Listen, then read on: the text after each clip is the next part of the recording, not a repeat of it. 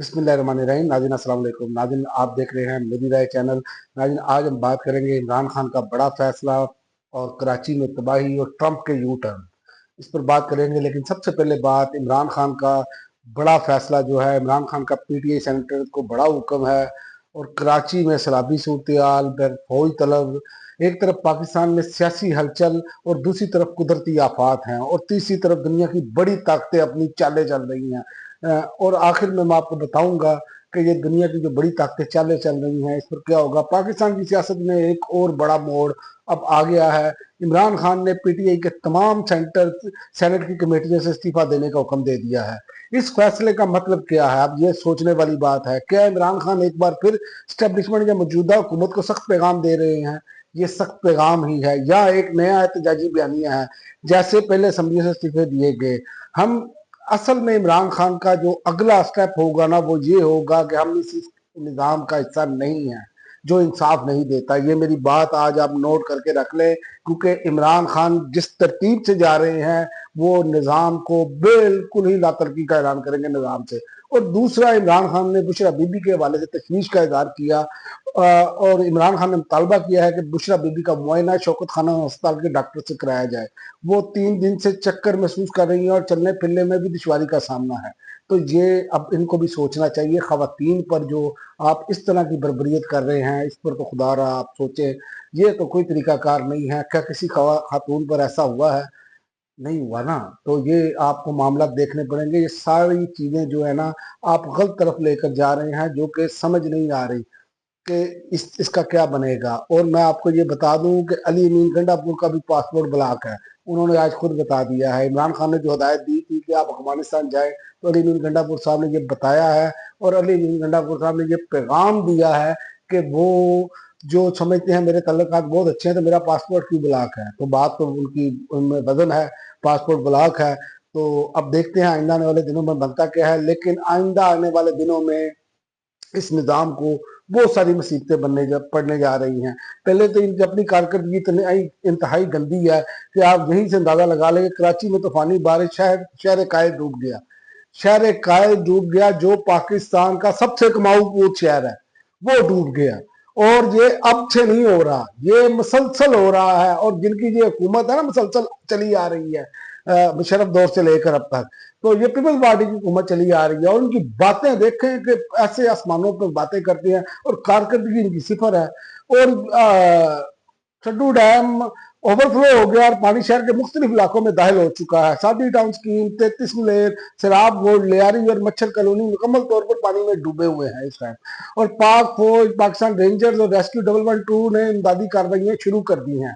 और हालात ये है कि लोग नकल मकानी पर मजबूर हो गए हैं। बाद इलाकों में तो वो M9 मोटरवे तक सैलाबी पानी पहुंच चुका है। अब ये हमारी सूरत हाल है, मोटरवे तक सैलाबी पानी पहुंच चुका है। और क्या हर साल यही होता है? हर साल हम सिर्फ दुआ करते रहे? इसका कोई हल भी तो हमने निकालना है ना। दुआ के साथ साथ दवा की भी जरूरत होती है। तो हमने तो वो करना ही नहीं है। ये तो इन्होंने, ये पहले बढ़के मार रहे थे, हमने तो आपको कह रहे थे पानी बड़ा आ रहा है, ये तो पानी बात ही कोई नहीं है, ये इनके लोग दावे कर रहे थे। खुदा का खौफ खाओ यार, कोई कोई शर्म या होती है? इतना बड़ा कराची शहर और पाकिस्तान की माशी हब है, उसका भी हाल आपने यही कर दिया है। और आखिर कब तक अब जो है हमारे इदारे बारिश से पहले तैयारी करना नहीं सीखेंगे?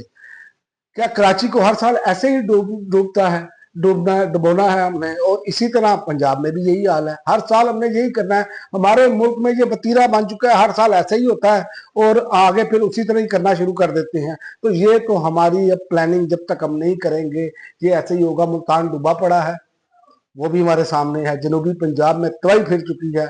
तो ये जो सूरत हाल है, ये इंतहाई खौफनाक है। इस पर हमें बिल्कुल हमारी हुकूमतों को इस पर तवज्जो देनी होगी। अगले साल वैसे भी फिर पेश गोई है कि ये इससे 22% ज्यादा बारिशें होंगी। तो इसका सद्देबाब, क्योंकि देखें आफत तो आनी है, कोशिश ये करनी है कि नुकसान कम से कम हो हमारा, ये हमारी कोशिश होनी चाहिए। लेकिन बदकिस्मती है हमारी कि हमें टकरे ही नमूने हैं। ये भी नहीं देख रहे कि अब श्रीलंका में इंकलाब आया, नेपाल में इंकलाब आ गया और अपना आपके सामने है इंडोनेशिया में ये मामला हुए। लेकिन ये ऐसे इनके जो टाउट है ना, वो आके पता क्या बात कर रहे हैं, क्यों पाकिस्तान में तो ऐसा नहीं हो सकता, पुलिस इतनी है। यार आप लोगों को इस्तेमाल दिला रहे हैं। अल्लाह ताला पाकिस्तान को इस चीज से बचाए। याद रखें ये जो चीजें आती है, आप देखें नेपाल में हाल क्या हो रहा है। तो अल्लाह ताला इस चीज से बचाए और हमें अपना सिमत दुरुस्त करने का भी तौफीक दे। ये और जो चोर और चक्के जितने भी लोग हैं, इन माफिया से हमारी जान छुड़ाए और पाकिस्तान आगे की तरफ चलेगी। इसके बगैर पाकिस्तान नहीं चल सकता जब तक इनसे जान नहीं छूटती। और दूसरा, अमेरिकी सदर डोनाल्ड ट्रंप ने एक नया यू टर्न लिया है और जिसने मशरक़ वुस्ता में हलचल मचाई हुई है। उन्होंने कहा कतर पर यकतरफा बमबारी ना तो इसराइल के मफाद में है ना अमेरिका के। ट्रंप ने मजीद कहा कि वो कतर के साथ दिफाई ताउन के मुआहदे को हतमी शक्ल देने की हिदायत कर चुके हैं। क्या ट्रंप अगला इलेक्शन जीतने के लिए दुनिया में नजमी दिखा रहे हैं कि या ये बयान मौजूदा अमेरिकी हुकूमत की पॉलिसी पर एक तनकीद है? ये यू टर्न है, आपको मैं बताऊं। और ट्रंप का एक और यू टर्न है, तजारती रुकावटें दूर करने के लिए भारत से मुज़ाकरात का ऐलान भी कर दिया है। अमेरिकी सदर डोनाल्ड ट्रंप ने ऐलान किया है तजारती रुकावटें दूर करने के लिए भारत और अमेरिका की बातचीत जारी है। गुज़िश्ता दिनों अमेरिकी सदर डोनाल्ड ट्रंप ने भारतीय वज़ीर मोदी को कई बार तनकीद का निशाना बनाने के बाद दुरुस्त करार दिया था। अब उन्होंने दोनों ममालिक के दरमियान तजारती रुकावटें दूर करने के लिए मुज़ाकरात का भी इंकशाफ किया है। तो बात यह है कि डोनाल्ड ट्रंप जो है वो, अब बल्कि आप डोनाल्ड ट्रंप ना गए, अमेरिका की ही बात कर लें। पूरा अमेरिका पूरा हेड ऑफ स्टेट है डोनाल्ड ट्रंप। तो ये एक नई चालें चल रहे हैं। एक तरफ कतर पर हमला, दूसरी तरफ पहले भारत को धमकियां, नई जंगों की तरफ ये मामला लेकर जाना चाह रहे हैं। और ट्रंप उम्मीदवार है नोबेल इनाम के, अमन का नोबेल इनाम इनको मिले। और उसी तरह आप देख लें कि यूक्रेन में भी हालात जो हैं वो टाइट होना शुरू हो गए हैं। आज पोलैंड में जो उनके ड्रोन्स गए हैं रूस के, वहां पर भी एक तैयारियां शुरू कर दी गई हैं। तो ये अब एक तरफ आलमी ताकतों की चालें हैं और हमारे हुक्मरान होश के नाखून नहीं ले रहे। इमरान खान अपनी नई शबबंदी कर रहे हैं और ये सारा कुछ आप मिक्स करके देखें तो इस टाइम जो दुनिया में और पाकिस्तान में भी हालात जो है वो इतने साजगार नहीं है। हालात मुसलसल तब्दील हो रहे हैं और किसी टाइम भी कोई बड़ी खबर ब्रेक हो सकती है। और ये मैं आपको बताऊं, पाकिस्तान के अंदर से भी और बाहर की दुनिया से भी, क्योंकि इसराइल भी जो है वो बिल्कुल बिखरा पड़ा है। वो बिल्कुल किसी चीज पर जो है वो तो कहते हैं कि तहम्मुल का मुजाहरा नहीं कर रहा। उनकी भी पूरी कोशिश है कि फलस्तीनियों के मामला को जो है नसबकुशी जारी रखें और अमेरिका की सपोर्ट बहरहाल उनके पीछे है। आज अमेरिका जो है वो कह रहा है कि मेरे इल्म में नहीं था, ना हम ये चाहते थे। तो बात ये है कि ये चीज़ें जो हैं ये एक नई आलमी जंग की तरफ भी जा सकती हैं। अब तक के लिए नाज़रीन इतना ही। अगली वीडियो तक इजाज़त दें। अल्लाह हाफ़िज़।